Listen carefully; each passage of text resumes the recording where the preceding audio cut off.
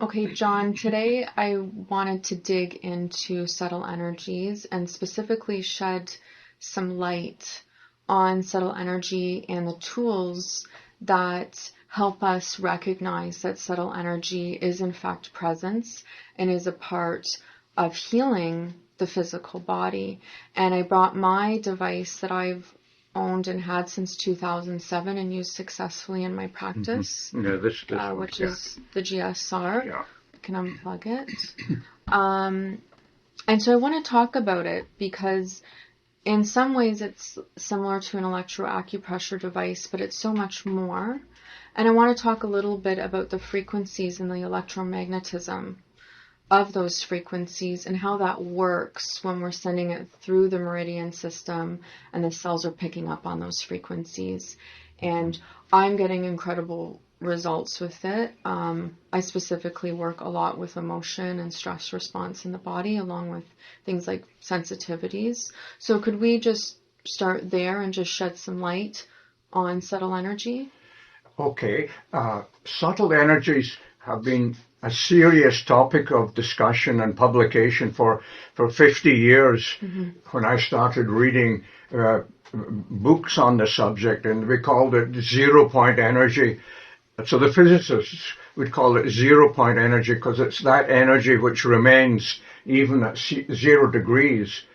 So, and then we realized look how it interacts with quantum physics. There's a quantum aspect to it, meaning that there's a matrix of energy fields that affect us, but yet we don't in our body have the apparatus to recognize it, although many people actually feel it and are feeling these energies and they don't know why, and no scientific instrument can detect it because it's both electric and magnetic and quantum. It's beyond electromagnetic, it's beyond light, but yet can include that. So it's like the icing on the cake of energy of the physical plane.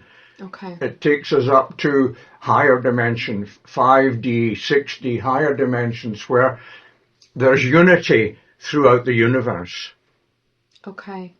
Now, this device, when I'm using it, I'm specifically using the Meridian system.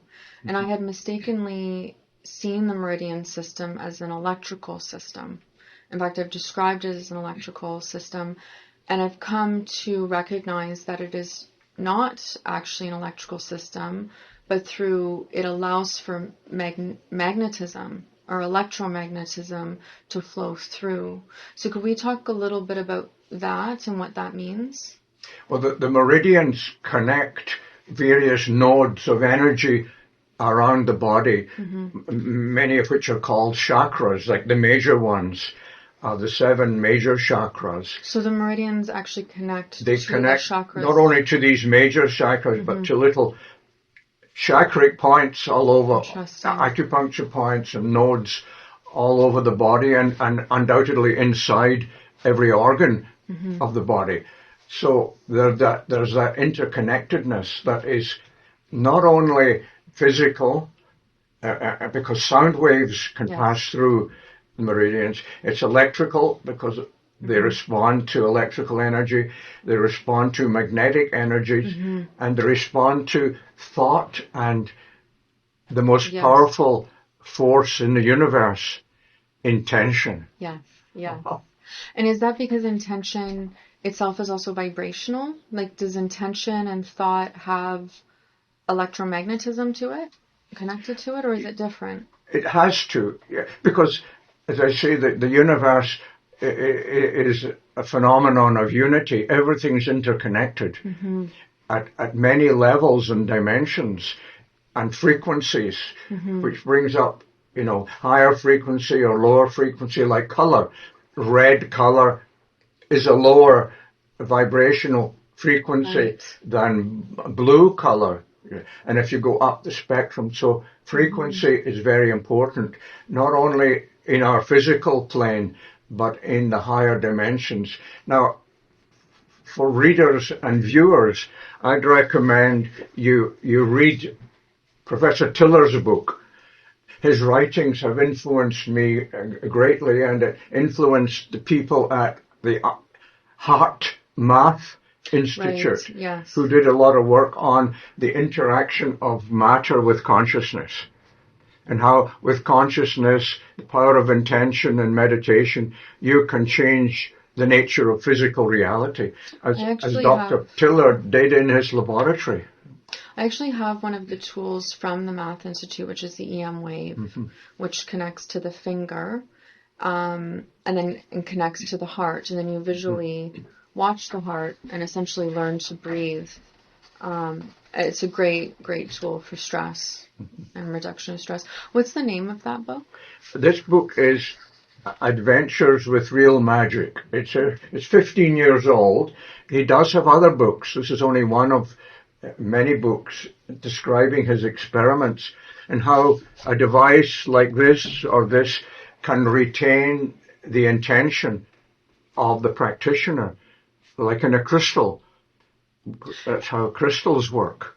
So, before we were starting to film, we were talking about the difference between, say, an electroacupressure device, which some practitioners can use very successfully with introducing frequency or a substance into someone's energy field, and they will get resonance with the body. But you had just expressed just in that moment that they can hold intention through crystals. So is there something different about this device as opposed to an electroacupressure? These devices are like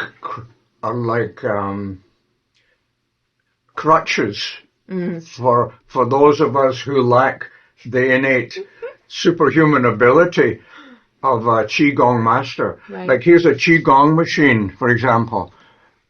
It's designed and built to do exactly that. It's to substitute for a Qigong master. Right, I love it. So this is the local Qigong master. So Qigong master has reached a high level of training and discipline and gift to be able to do this without any machine, yeah? But if I was using this device, I know when I'm using this device or using it, frankly, to do distance and remote work on people, everything I'm doing is intention-based. So if I was using, say, Qigong energy, and I got that energy because I do practice Qigong, would I maybe get an even better result? I'll often use Reiki energy along with intention. The more you and I, the more we develop ourselves, and we get in touch with our higher self, and the more we are in connection with the universe and every other atom in the universe, including living and non-living. And that's how Qigong masters are able to make changes in physical matter over thousands of miles or kilometers. Yes, they can. Yeah. And I was just telling you about that study that I have on video showing that in the Well, experiment. the famous one with the cancer, the bladder cancer? That one I've seen, but even just the one with the ADHD patients at the Dr. Almond Clinic. So that's the Qigong situation is a good example of what is possible that modern science cannot explain. So we're into metaphysical science. Yes. And this is what we're trying to explain right now. So I see this because I think people who are in the know and recognize intention-based healing and accept that, maybe they think they don't necessarily need a device. And I think for some people that may be true, but I personally think using the device, it creates this physical element to something that's non-physical. And for me, it's connecting something that's subtle in nature with something that's physical and tangible, which I think is why even when I'm doing distance work on people, I'm always using the device, which confuses a lot of my clients. But for me, I think it's important, and specifically your device, I think, is unique. We need bridges, all of us, unless we're a Reiki master or a Qigong master. But even they need to get themselves into a suitable frame of consciousness to be able to, like they do fasting and prayer and other things Right. to get themselves into that higher state of consciousness, to connect with all that is. I identify with that a lot because there's been a couple times where I am distracted, and although I think I have the intention, after I'm done doing, say, a remote healing on people, I will test to see if they're now resonant to the frequencies that I use and put on the device. And sometimes they come back as weak. They're still dissonant. And I'm thinking, what the heck? So I, too, have to get into that place and that focus. Really, I see it as, when I'm looking at them, I think, this is their time. And so I need to focus on them, and my intention needs to be really, really clear. That's right. Well, even historically, some of the greatest healers and mystics, without dropping any names, found that you have to have prayer and fasting and meditation and preparation for the sacrament that we are engaging in. So this is a sacramental technology, and to that end, I have included sacred geometry to enhance the sacredness of this. Which I find really fascinating and don't know a lot about. So is there a specific type of ancient geometry that's in the device that amplifies? Yeah. Oh, yeah. So, should we talk about this for a minute then? Let's talk about this, it. And this is the more recent version with the analog display, and I have another one that I'm building this week for our. Maybe they could see the actual inside of it, which I find so interesting. In the process of being assembled, it'll be finished this weekend, but it does have. For homeopathic doctors, it has a potency knob that can give us 16 different potencies for making remedies and copying, as well as our traditional. And by potency, resonance.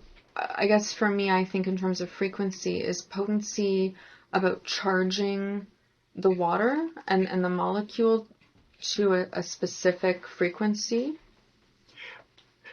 Specific frequencies seem to be important in the universe. Like even in atomic physics, there are specific dimensions and wavelengths that work. Others don't work because of resonance. Right. Because we seem to live in a pre-established universe of dimensions and wavelengths and frequencies. Like ultraviolet, for example, has a very short wavelength and can damage our skin, right, and other things like that. X-rays have an even higher frequency and can be very damaging. And as you go up, cosmic rays are the highest that we experience physically. But way beyond that are all the dimensions and frequencies of the rest of the universe that I think we are trying to tap into. Because we have that unique ability. Maybe it's because of our pineal gland is the third eye. Yeah. And the Indian philosophers, the Hindus, they knew about that thousands of years ago. They knew that we had within our brain and our body a resonant radio transmitter receiver. Yeah. Not only radio, but we can get pictures and music downloaded through the pineal. Well, and I think, if we look historically and really look deeply at history, there's always been this intuitive understanding of subtle energy and that it exists. We've just lacked the tools to show that it exists. And I think using devices that pick up on skin sensitivity and can pick up on the meridian, and we can interact with the body in that way, at least shows me subtle energies are real. I'm interacting with them. They're a part of healing. And what I've read about is that really you can use them to almost be a preventative to disease, because you're picking up on elements before disease process even manifests in a physical way. It's a good point, because they're already in our higher bodies. For example, this is from Dr. Tiller's a book. Okay. It's a graph you're already familiar with, but it shows the physical plane, and the other higher dimensions, including the mental the power of thought, is a dimension, a higher dimension of healing, isn't it? Right. Yes. Thinking is healing. Talking is healing. Yes. Music is healing. Yes. Because we're way up here in the higher levels of healing. And Dr. David Hawkins described this very well in his book, Power versus Force. Yeah, I love that book. The levels up to 1,000. Yes. For healing, for the lower survival levels. Yes. The middle healing levels, and the higher love levels. So. And that really gets into more, like Hawkins really spoke more on consciousness. He was calibrating a scale of human consciousness, essentially. What I'm noticing on this is the etheric body marked in E, and it's shorter, whereas spirit is at a higher level, and then kind of mind spirit. So I guess I've never heard of spiritual mind and then spirit being separate. I would have always seen them as one and of the same. Not only are they separate, but as that picture depicts, and Professor Tiller's right, there's a big gap. Even if you go into Dr. Hawkins' work, you'll see there's a big leap. You don't just flow naturally. You've got to make a major conscious leap to get into a higher state of thinking. Yeah, even just a subtle difference in shift is actually exponential. Yeah. Logarithmic. You get an amplification of a tiny emotion or thought. When you bring that under control, you get a leap to a higher level. Wow. So could we talk a little bit about this device's use, which sends electrical current through the meridian?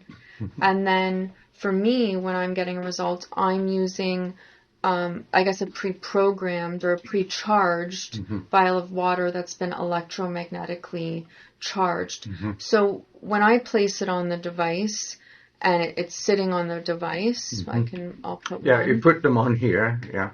So one or more, actually, because so each vial contains within it the vibrational frequencies, don't they? Higher dimensional frequencies that we want to put them all the ones that are relevant. Yes. And one of the ways of determining which is relevant is either using your muscle testing, or using what I like is the pendulum. Yes, I know you like the pendulum. Because I've done pendulum training with the great Hannah Kroger, for example. So I'm a pendulum dowser. Okay. So that's how I would find, or you could use muscle testing on a client. Yeah. Which is what I do often through myself, and my intention is to pick up on the highest priority for the individual. So as opposed to actually testing each individual frequency, I kind of cut through it and pull out what is prioritizing and allow the body to lead me to that. I just remembered something that's important to remind you, the importance of prayer. Yes. Create prayers that are relevant to your work, and as you're about to do it, you ask for guidance, and more than guidance, we need protection. Yes. See, we're opening portals that can allow negative entities that are all around waiting for an entry portal. Now, what if I have a strong core belief that I am protected already through prayer and just the intention of my work?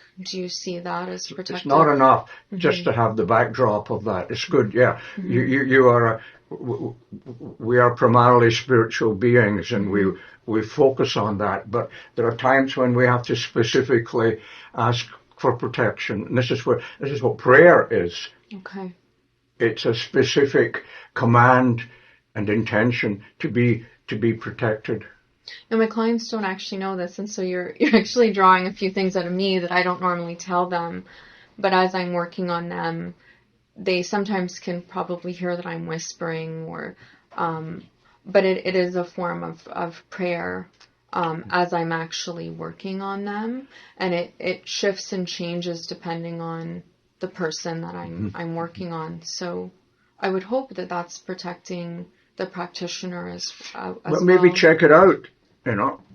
Mm-hmm. Do I have enough protection to work with this client? Because you may have a demon-possessed client.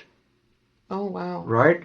We might have to talk about that. Yeah. You could be in serious danger what with do you some mean people. Yeah. by using the term demon? Because from my perspective, that's, and I think a lot of people would think, oh, is that real? Is it something that's kind of an energy, or that's very low calibrating? What does that mean? We should have a special video on that. It's a big topic. Mm-hmm. And I've done a lot of reading, and I have some training in exorcism. So demons want people to believe that they don't exist. Mm. So when people say, "Oh, I don't believe in demons," that's a sign. And if they're adamantly against believing, and that's a sign that they already have demons, right? So you can check: is this person clear of any negative? We call it miasms in homeopathy. But the true name is demons. These are intelligent, powerful entities that can cause physical damage. They're more than just imaginary. You go onto YouTube, and there are lots of videos on people who have encountered and been injured and had lacerations and and fractures because of demons. I actually have seen some of these videos. So you check out, are we demon free? Is it safe for us to proceed? Now, is there protective elements with the device? Because it was my understanding that there was a quartz crystal or something in the device that actually protects people from miasm, otherwise known as demons. Mm-hmm. I've incorporated that. Yeah, all of my devices have sacred symbols and invocations in Latin and in English. Yeah, and in Spanish, by the way. Oh, good. Yeah. Okay. Because the Hispanic communities are very deeply involved in, particularly South America, deeply involved in demonology, particularly Brazil, which is probably why they have the worst virus outbreak right now. Because viruses, are they agents of evil? I don't know. Where do they come from? Yeah, that's a really good question to ask. And I don't want to, put it out there that people are in a low state and that's why they're getting sick from a virus per se. But do you think communities and whole, let me back up for a second. If I was looking at Hawkins' Scale of Human Consciousness in that book, Power versus Force, and my understanding through that book is our consciousness, even as a group, as a community, as a country, as a society in a whole, it in itself is measurable. And so are you saying if a group of people consciousness is at a certain state and development, they may be more likely to be impacted by a virus? Absolutely. It's a global, there's national miasms or entities that specialize. They all specialize in different, like organs, specialize in organs.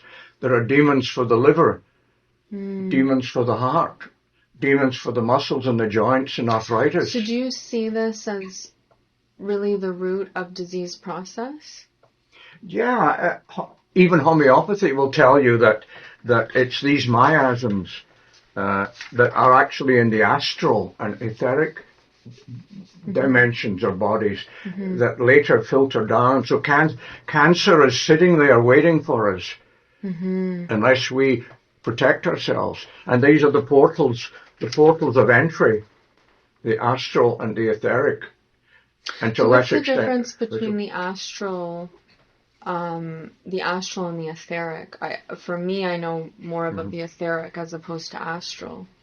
I don't think we know, and Professor Tiller doesn't fully amplify this, but and even Dr. Hawkins, you can see the levels there. So there's a etheric level that infiltrates in the human body. Part of the acupuncture system is the etheric here, more adjacent to the physical body. And then you have this astral plane that is the one that's most responsible for healing and for harming. Interesting. So we want to have a good relationship with our astral body. Absolutely. Yeah. How do we do that? Prayer. Prayer. Okay. When you were talking about that, this reminded me, not to tell a long story, but it reminded me of a time when I was first starting my practice and a woman came to me with what she felt was a virus. And I would work through different points, not the standard points that I use on the face and on the feet. And it would be the thyroid that would come back. And if I exposed her body to too many frequencies, she felt that this virus that she ended up referring to as an entity would actually grasp her more. And she would actually be ill for about 3 days after I worked on her. And so I kind of accepted that she called it an entity. And she would come in and say, Lisa, I just want what she would refer to as a boost, where she didn't want any frequencies on the device. She only wanted me to send energy through those points. And she felt like it would let go of her. It's like palliative in a way. Yeah, and she was right. She would get an increase of energy, and her body was able to release it. Whereas if I did too much, even though when I tested, is it safe, is it effective, I would get a yes. So I put the frequencies on and try to assure her this is going to be safe. And she would say, I know it sounds so strange, but it's like it won't let me go if I do too much. Well, and she ended up getting better. Oh, yeah. So in exorcism, if you don't do it thoroughly and right, the entities get empowered and become even more vicious. And that's what the literature tells us. So all I can say is do the homework. Read Father Amoth's book, the world's most famous exorcist, for example, and others. And it's all, in fact, there's a book up here that I recommend you read. It's by a man who could see entities, both negative and positive. Wow. And this is a great little book. I discovered this on the Sid Roth show, and you can get these from Amazon. So I recommend it. So you can use frequencies and or your remedies, which contain frequencies. So, but there are many practitioners who are not using these vials and remedies, but they're using frequencies from a frequency generator, for example. So what would they do with the frequency generator? Are they creating a frequency with the frequency generator? Because that's what these are, right? And it's cheaper than buying, hundreds of remedies, right? True, but I don't know how else I would get emotional frequencies. There's a frequency for everything. Of course. Yeah. It's like an orchestra of musicians. So you would have different frequencies combined. So would I use, say, the electro... that's one way, yeah, the frequency book. List. Yeah. And then program a device to electrically charge a water molecule. Yeah. I think it's too simplistic to call everything frequency. So that's very interesting. It's much more complex than that. And to use the word frequency is metaphorical. Even to use electromagnetic, again, is simplistic. What we are trying to understand is the sub-quantum dimensions that go from 1 nanometer, which is 10 to the minus 9 meter, down to 10 to the minus 35, like the Planck level. And we're trying to understand and we call it by different names, subtle energy frequencies. But and Akashic records is another term. So subtle energies is really an umbrella for many different aspects. It's like saying light, but we know that light has many different colors. And spectrums, So yes. same with subtle energies. It's got many different colors within that spectrum. Okay. That are beyond our understanding. It's not available to us except to some mystics, people who have a direct connection. Even they don't get all the answers. Which I guess, is this why, so if I'm using your device and I'm treating, and then I'm using the electromagnetic frequencies, I'm also using intention, which is a form of subtle energy, perhaps prayer, which is a form of subtle energy that's protective in nature. I just got a funny realization. Every time a doctor writes a prescription, he's using the power of intention superimposed on his pen. Well, and really, if everything is energy, Yeah. then even that medication is energy medicine, really. So he should say a prayer every time he writes a prescription. You know, it is interesting because there are some surgeons who are also Qigong masters, and I have seen literature that their surgeries, their patients heal faster and better because they're using Qi in their surgery, even within standard medicine practice. So I think it is there and it is growing, but it is very complicated, and I think for us that means we need to have individual conversations about frequency and intention and highlight all of those kind of multidimensional uses. I think just to finish our discussion on these devices so we don't have to repeat, this example is a typical traditional electroacupuncture stimulator from Japan, and all the Japanese or Chinese So when symbols. I've seen an electroacupuncture device, it looks more like a stick, and then there's little switches on it, and then the practitioner just kind of places it on the meridian. Is this similar? It is similar. It has a battery, and it puts out the microcurrent similar to my device. Now, mine also can produce light, pulsed light. Yes. Because light is also can trigger the meridians. So I use often the green light. What would how is the green light triggering the meridian in a different way than, say, white or red? Green, but well, actually, Dr. Gerber, in his book Vibrational Medicine, has a whole chapter on that. And what we now know is that blue light has a cooling effect on inflammation. Green light has a general overall healing effect on everything. And red light activates underactive organs like the thyroid, for example. Okay. So there is a difference in the colors. And they should be pulsed. They should be pulsed. And when you pulse things, you pulse it at certain frequencies. And does your device pulse it? It does all that, yeah. Great. Then I'm glad I'm using it. So how does it specifically differ from an electroacupressure device because it has the protective elements, it has the ability to use light, as well as the electromagnetic frequencies, as well as it holds intention? Is that fair to say? Yeah, my devices are unique in that regard because they will do all of these things.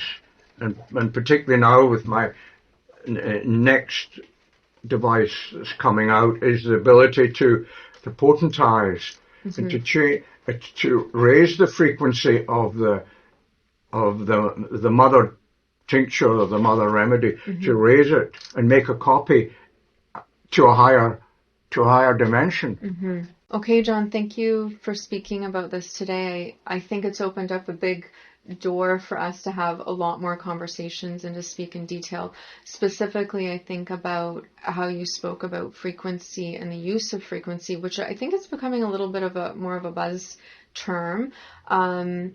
Even with Nikola Tesla, he makes mention of frequency and vibration, and you're suggesting that it's actually quite a simplified explanation. So I want us to, and we definitely will speak further on that, as well as the role of intention in healing, which I think is incredibly important, as you've spoken to.